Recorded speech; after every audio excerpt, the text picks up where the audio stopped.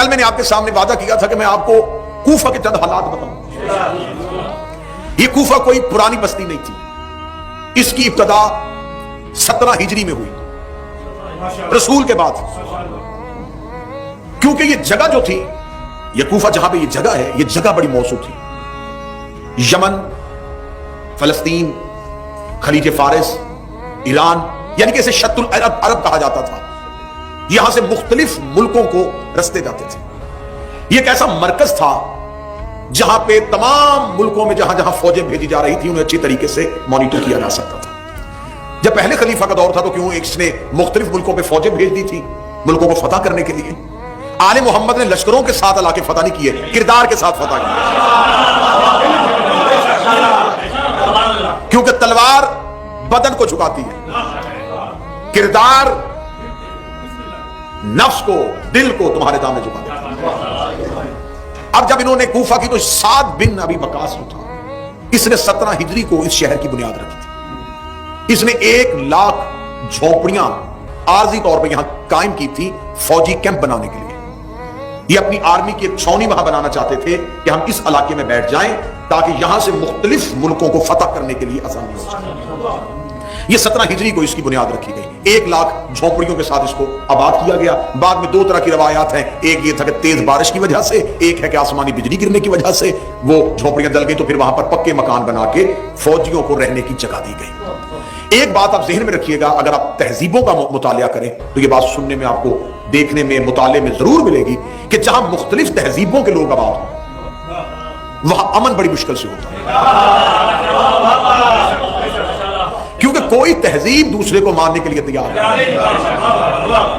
جتنا میں نے اپنی زمانہ طالب علمی سے لے کے اب تک تہذیبوں کا مطالعہ کیا ہے تو مجھے نظریات پہ لڑائیاں کم نظر آئی ہیں، ذاتیات کی لڑائیاں زیادہ نظر آئی ہیں. اگر آپ آج بھی دیکھ لیں تو آج بھی آپ کو جو لڑائیاں نظر آئیں گی یہ نظریات کی نہیں ہے. آج آپ کو ایک گلی میں 2 مسجدیں اور ایک شہر میں اگر 6 امام بارگاہ نظر آئیں تو قطع نہ سمجھیے گا کہ وہ علی کو نہیں مانتے اور یہ علی کو مانتے ہیں. یہ سب کچھ ذاتیات کی وجہ سے. یہ ایک حقیقت ہے جس کو بہر صورت ہمیں ماننا پڑے گا. اب جہاں پر مختلف تہذیبوں کے لوگ آباد ہوں وہاں پر ہر وقت خطرہ رہتا ہے، وہاں پر امن بڑی مشکل سے قائم ہوتا ہے. اب یہاں پر کیونکہ مختلف کوئی فوجی کہیں سے، کوئی فوجی کہیں سے، کوئی فوجی کہیں سے، انہیں آباد کیا گیا. جو آباد ہوا اس نے دیکھا کہ اچھی رہنے کی جگہ ہے، اس نے اپنی فیملی کو بلا لیا، اپنے خاندان کو بلا لیا. مختلف جگہوں سے لوگوں نے نقل مکانی کرتے کرتے کرتے اس شہر کو آباد کر لیا.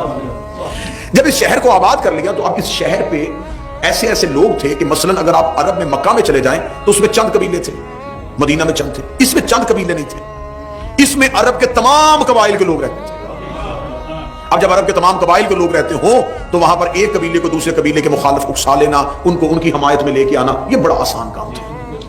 اور ہوں بھی وہ سارے کے جو لڑنا جانتے ہوں، یعنی کہ ہیں بھی سارے جنگجو اور سارے ہی جنگجو وہاں پہ ہیں اور مختلف قبائل کے ہیں. اب جب تیسری خلافت کا دور میں نے کل آپ کے سامنے پڑھا تو اس میں شام کے حاکم کی اگلی نظر کوفے پہ چلی گئی. اس نے کہا کہ میں سارے علاقے کو میں زیادہ بڑی حاکمیت بنا لوں گا اگر کوفہ ہی میرا مرکز بن جائے.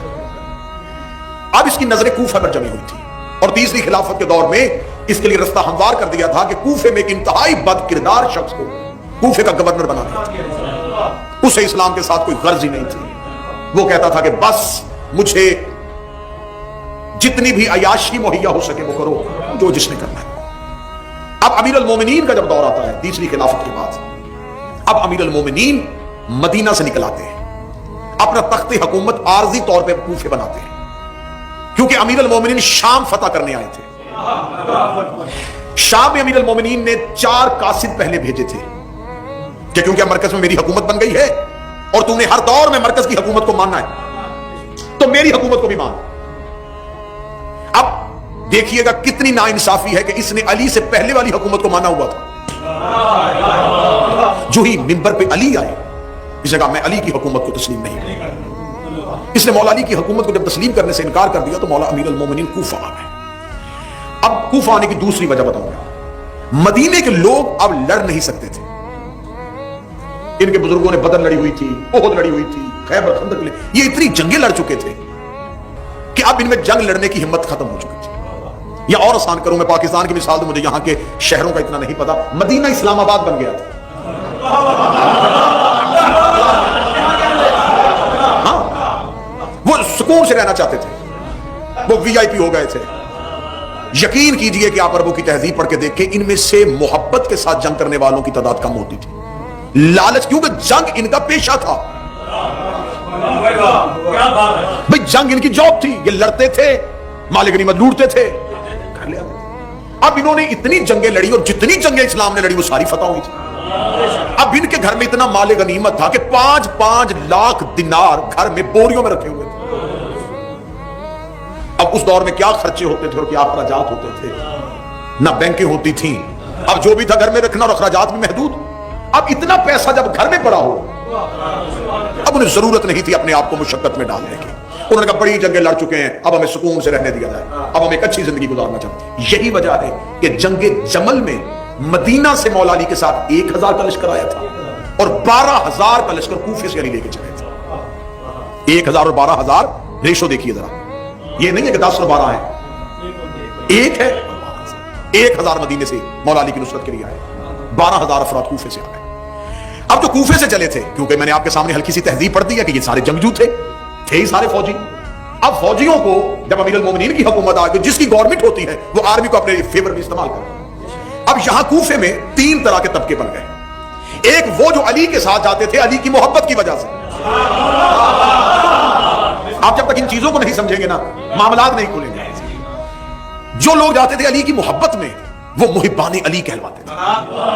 انہیں کوئی غرض نہیں ہوتی تھی کہ جنگ کا نتیجہ کیا نکلے. ضرور سارے حضرات مل کے بلند آواز سے پڑھیے اللہم صلی اللہ. ماشاءاللہ جی 2 دن کی غیر حاضری کے بعد آج اور سبھی تشریف لے آئے. مولا آپ کی آمد قبول فرمائے. متوجہ صاحب، اب ایک طبقہ محبان علی، ایک وہ جو علی کے ساتھ بطور علی کو حاکم سمجھ کے جاتے تھے. بات سمجھ میں نہ آئے تو میں بالکل برادرانہ طور پہ کہوں گا کہ آپ جہاں بیٹھے وہیں سے ہاتھ کا اشارہ کیجئے گا اور کہیں اس بات کو دہرائیے گا، میرے ذہن میں بات نہیں آئی. میں کوشش کروں گا اس کو سلیس کر کے جب تک آپ مطمئن نہ ہو اس کے آگے نہ بڑھا. ایک محبت علی میں چل رہے تھے، ایک طبقہ وہ تھا جنہیں محبت نہیں تھی، بطور علی کو حاکم. گورنمنٹ علی کی ہے، ایگزیکٹو آرڈر ہے علی کا، جانا پڑے گا بھائی. اب علی کو حاکم سمجھ کے جا رہے ہیں. تیسرا طبقہ، نہ حکومت کی وجہ سے، نہ محبت کی وجہ سے، دولت کی وجہ سے. اب کوفہ 3 طبقوں میں تقسیم ہو گیا.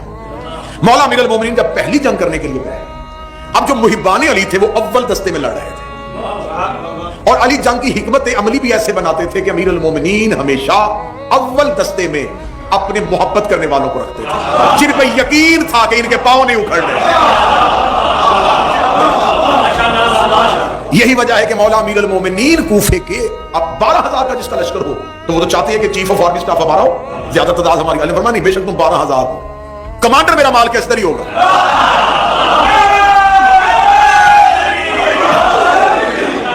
مال کے اصدر صفی اس انداز سے بناتے تھے محبتوں کے لحاظ سے. اور مولا امیر المومنین کے ارد گرد جو پہرا ہوتا تھا وہ صرف علی کے بیٹوں کا ہوتا تھا.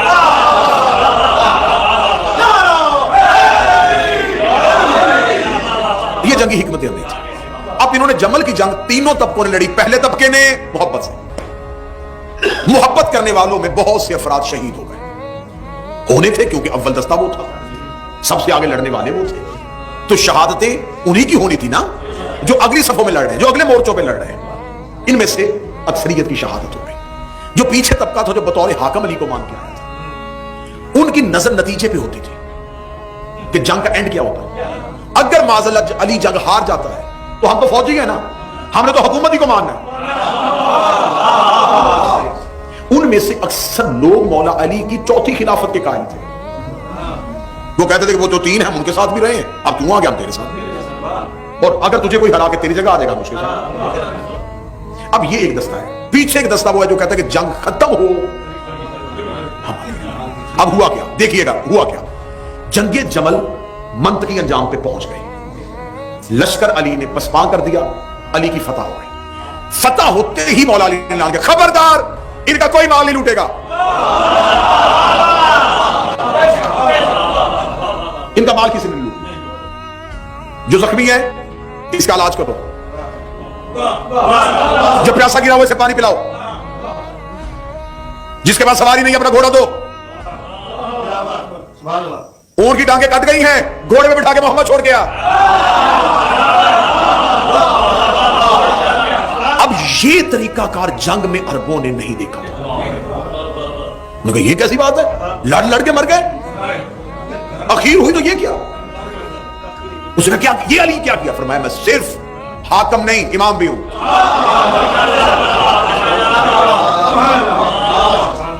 जमल मंतकी अंजाम पे पहुंची, मालिक ने मत किया। फिर जो बतौर हाकम थे उन्होंने कहा ये क्या बात हुई, जो काबू में आते उसे मारते, अरे छोड़ दिए। यहां एक तबका जो था जो मारिफत अली रखता था, अब जरा समझ के आइए, उसमें से आधी तादाद शहीद हो चुकी है और जो बच गए हैं वो अली के फैसले को कुरान तस्लीम करते हैं। ठीक हो? अब मौला अमीरुल मोमिनीन आ गए और फिर एक साल के बाद अगली जंग आ गई, सफीन। अब जब सफीन में पहुंचे तो अब जंग बिल्कुल मंतकी अंजाम में थी, तो अली ही के लश्कर से उधर से पता चल गया। अब जो इधर लश्कर में उन्हें पता था कि जंग जीते हारे, तो ये भी क्योंकि मुसलमानों से, तो इसका भी जमल वाला हाल होगा। तो अभी जब जंग बिल्कुल अखीर में पहुंची तो उधर से 1 लाख दिनार इधर आ गया। जो उन्होंने लड़ने के बाद मिलने की आरजू थी वो पहले ही हो गया। 1 लाख दिनार का आना था, या मोहम्मद बिन अशद 10,000 का लश्कर लेके अली ही के दस्ते से निकला। मैंने कल आपके सामने थोड़ा सा पढ़ दिया था, बगावत फैल गई। अब जो बगावत फैल गई तो अब यहां पर फैसला आ गया हकमैन में कि दोनों तरफ से एक एक बंदा आए और वो फैसला करेगा। उधर से हाकिम शाम ने कहा मेरी तरफ से अमर बिन आस जाता है, लश्कर जंग बंद करो, कोई नहीं लड़ेगा। उधर से अमर बिन आस आ गया। मौला अमीरुल मोमिनीन का मालिक तू जा। अली ने मालिक अस्तर को उठाया तो उसी तबके ने, मैंने इसलिए आपके सामने थोड़ी सी मेहनत करके तबके पढ़े, उन्हीं 2 तबकों ने कहा अगर मालिक अस्तर चला गया तो ये तो अली का बिल्कुल जाती अली का दायां हाथ है, तो इसका फैसला भी वही होगा जैसा अली फैसला करता है। तो हमने तो फैसला करना है अपने आप को सामने रख के कि हमारे लिए क्या बेहतरी है। नहीं नहीं नहीं, हम मालिक नहीं जाने देंगे। अबू मूसा अशअरी से जैसा अच्छा बता दो। मैंने कल आपके सामने पढ़ दिया अबू मूसा अशअरी का किरदार, जाली मुकद्दस, झूठा इबादत गुजार, रात इबादत में गुजारनी, दिन रोजे में, इबादत का रोब दिखा के बंदों को अली से हटा रहा था। ऐसे किरदार हर दौर में होते हैं।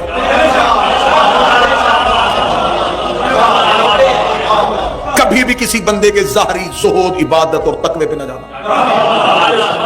ये देखना ये अली से कितना मुखलिस है।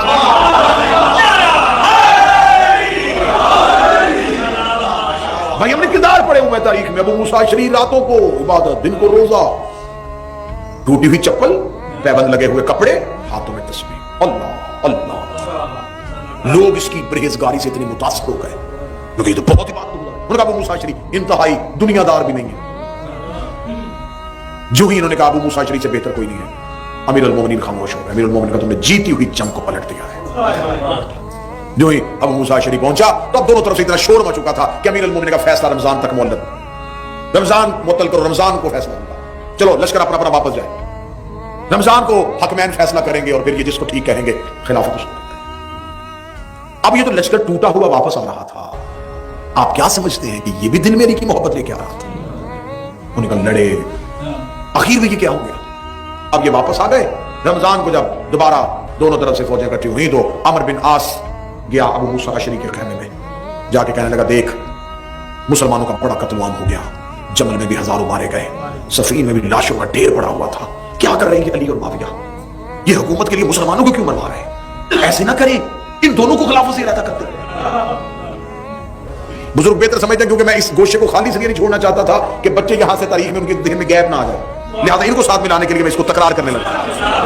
उन्होंने कहा फिर क्या करें? उन्होंने फिर क्या करना है, मैं माविया को खिलाफत से मजूल करता हूं, तो अली को करते। मूसा अशअरी ने कहा तो फिर खलीफा किसे बनाएंगे? अब उसने देखना तेज कितना था, नाम नहीं, शातिर था ना, उसने नाम नहीं लिया। क्या लगा किसी परहेजगार को देखेंगे जो बड़ा अच्छा इबादत गुजार हो, जिसको दुनिया से कोई रगबत ना हो, कूफ के लोग भी उसे मानते हो। अब मूसा अशअरी कान उठा रहा था कि खिलाफत मेरी तरफ आ रही है। क्या लगा तू ऐसा कर सकेगा? उसने कहा फिर क्या करूं, लोगों को कत्ल करवाऊं?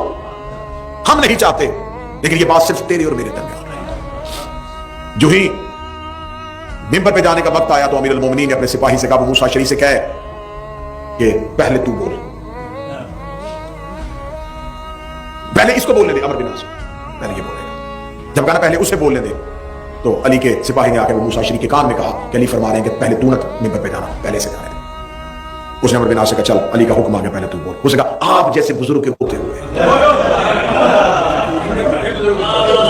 ये तारीख है, ये साजिशें हैं, ये अली के सामने फितने हैं, मेरी क्या मचाल, मैं आपके होते हुए पहले आप करें। वो आया और उसने आते ही अबू मूसा अशरी ने, अब डर भी था कि अली के मोहब्बत करने वाले भी खड़े हैं, उसने अपनी अंगूठी को उतारा उंगली से, उसने कहा मैंने अली को खिलाफत से निकाल दिया। मस्जिद में शोर मच गया, क्या अबू मूसा अशरी क्या कह रहा है? शोर गुल की आवाज आई, या अमर बिन आस ने धक्का दिया अबू मूसा अशरी को, बूढ़ा था, जमीन पे गिराया, खुद खड़ा होकर कहा मैंने माविया को खिलाफत के साथ जोड़ दिया।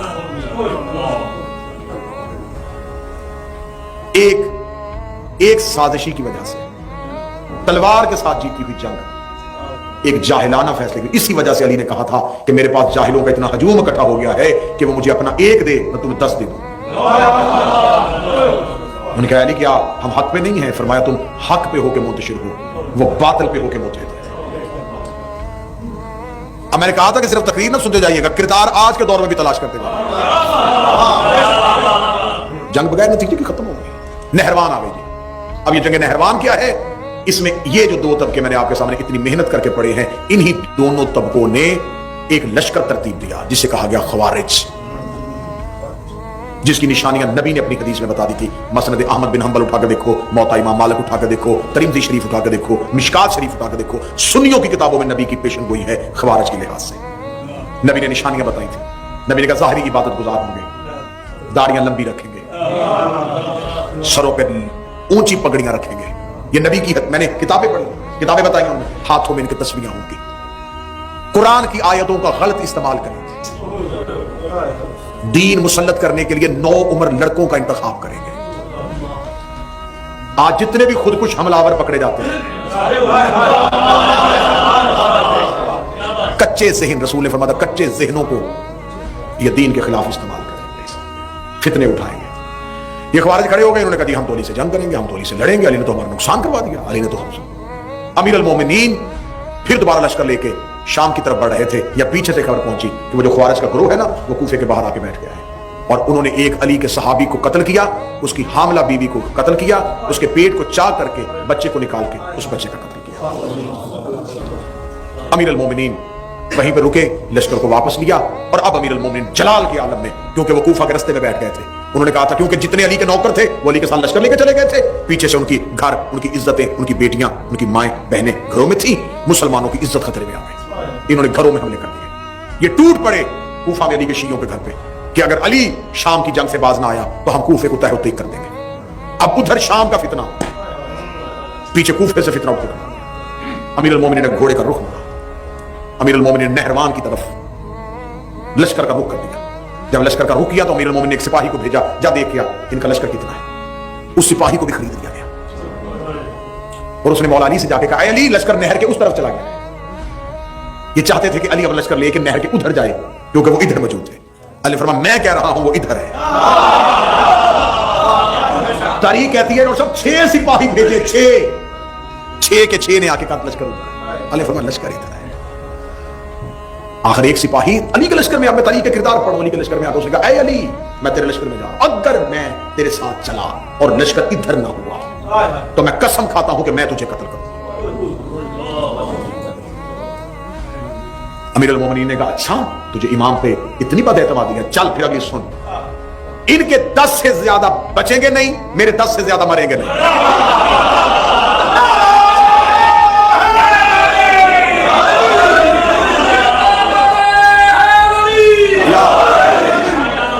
टूट पड़े फिर अली जाके नहरवान में। अली फरमाया पीछे करो लश्कर साथ। ये वो हमला था जो अली ने अपने बेटों के साथ मिलकर किया। अली फरमाया लश्कर रुको, लश्कर रुक गया। अमीर अल मोमिनीन ने बेटों को साथ लिया, ऐसे बिजली की तरह अली और अली के बेटे टूटे, लाशों के ढेर। 9 खारजी बचे और अली के लश्कर में सिर्फ 9 शहीद हुए। जो 9 बचे उनमें से 2 अमान चले गए, 2 शाम चले गए, 2 यमन चले गए, 3 हजाज चले गए। किसी ने आके कहा मौला ये भाग गए, अली ने बताया कि ये यहां जाएंगे। انہوں نے کہا تعاقب کریں، فرمایا نہیں، یہ انڈے دیں گے، ان کے بچے ہوں گے، ان کی نسلیں ہوں گی، یہ ابھی اسلام میں میرے آخری بیٹے کے ظہور تک فتنہ پھیلائیں گے۔ یا علی نشانی، فرمایا جہاں مسلمانوں کی بستیوں پہ حملہ ہو رہا ہو، جہاں کوئی لا الہ پڑھ کے عورتوں کی عزتوں کو نیلام کر رہا ہو، جہاں نہ مسجدیں محفوظ ہوں نہ عزتیں محفوظ ہوں، سمجھ لینا خوارج کی نسل ہے۔